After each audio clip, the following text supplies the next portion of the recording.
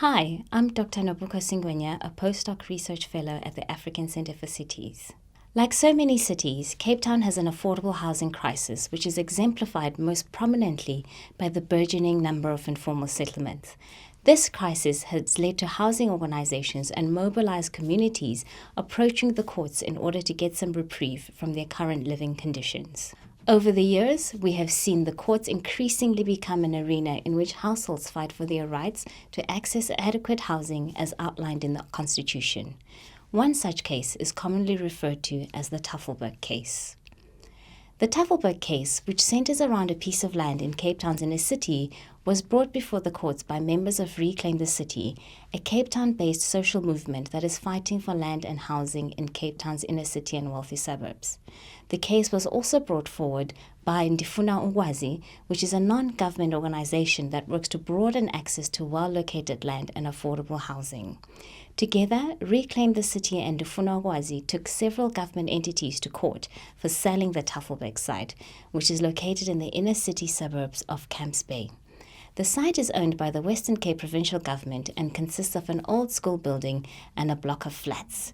The site previously housed public schools, the last of which was relocated in 2010. So how did it play out? Well, in 2011, following the relocation of the last school housed on the site, the Provincial Department of Human Settlements investigated the feasibility of social housing being placed on the Tafelberg site.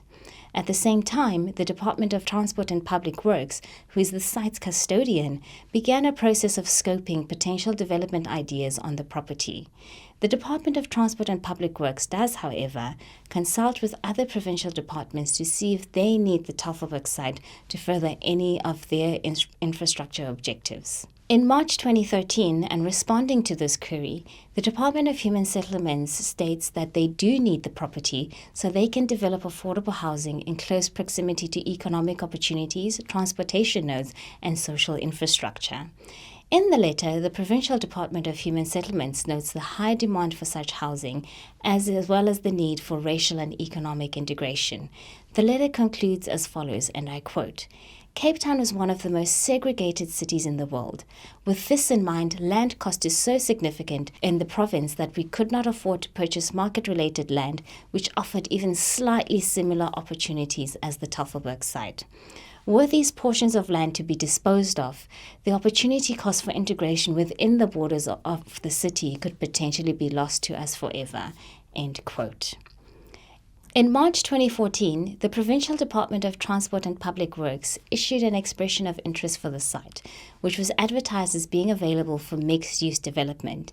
It's important to note that a mixed-use development would include some residential units, but the development of affordable housing was not raised in the call. Also important to note is that this expression of interest ruled out the outright sale of the property so that the Provincial Department of Transport and Public Works could remain the owner of the property and so that they could capture the value accrued through the site's regeneration.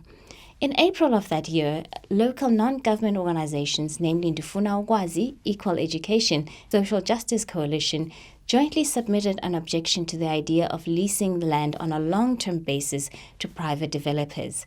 The basis of their objection was that the Tafelberg site should be used for mixed-income housing, given the lack of well-located state-owned land on which social housing could be developed.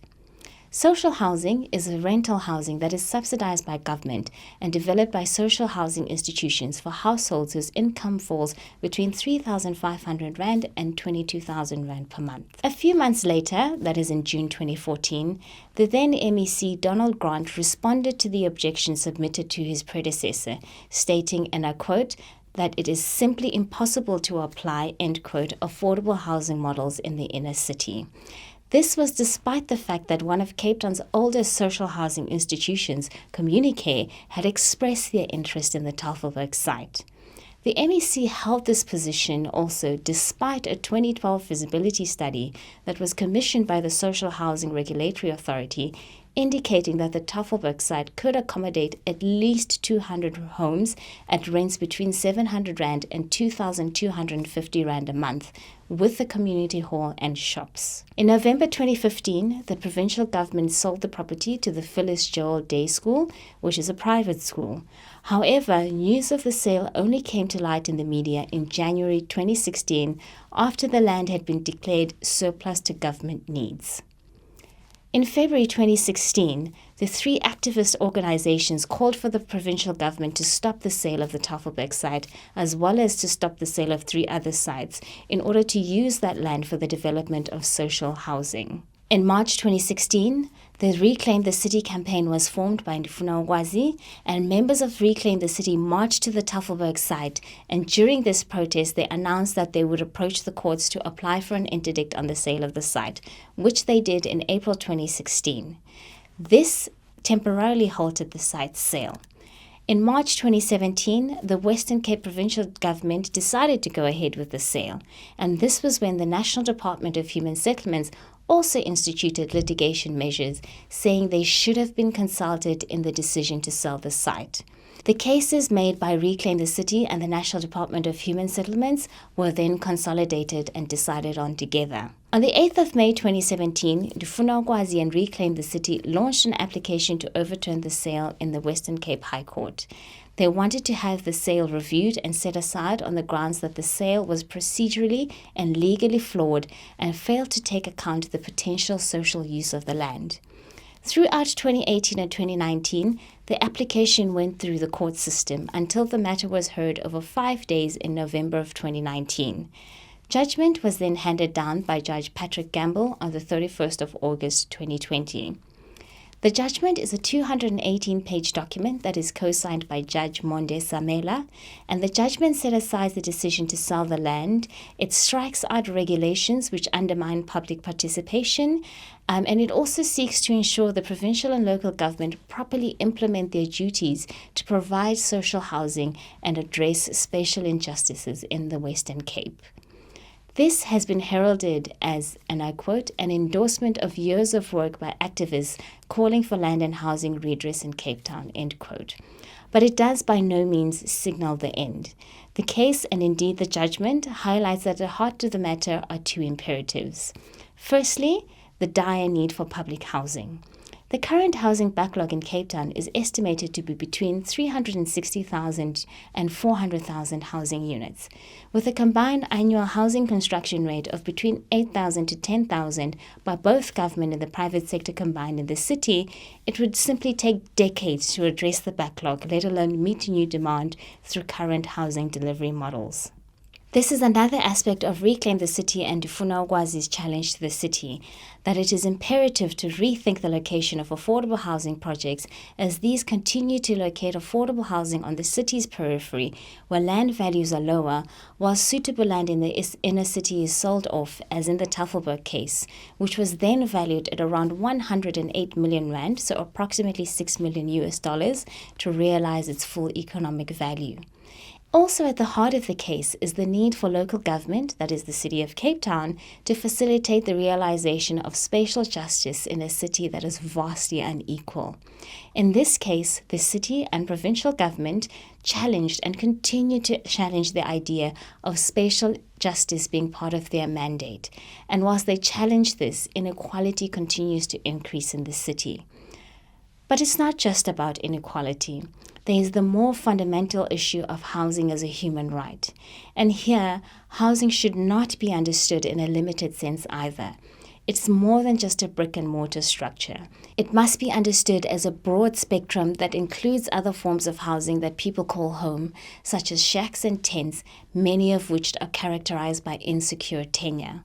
For many, this insecurity persists even after the receipt of a fully subsidized house from government due to the title deeds backlog. The title deeds backlog on fully or partially subsidized houses stands at over 400,000 at the moment. This means that thousands of households remain without formal registered title to their homes. Ultimately, the Tafelberg case is emblematic of the challenges associated with establishing a right, as well as the challenges to realizing a right. The former is arguably easier to do, particularly if emphasis is placed, as was in the Tafelberg case, on land as the mechanism that can be used to establish land rights.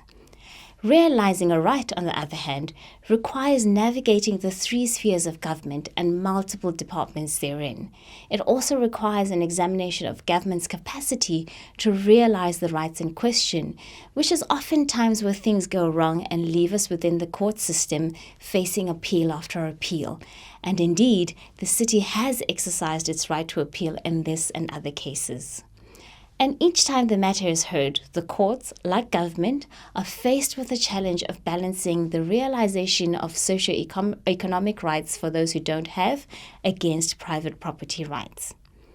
And it's here that courts usually defer to the notions of progressive realization and resource constraints.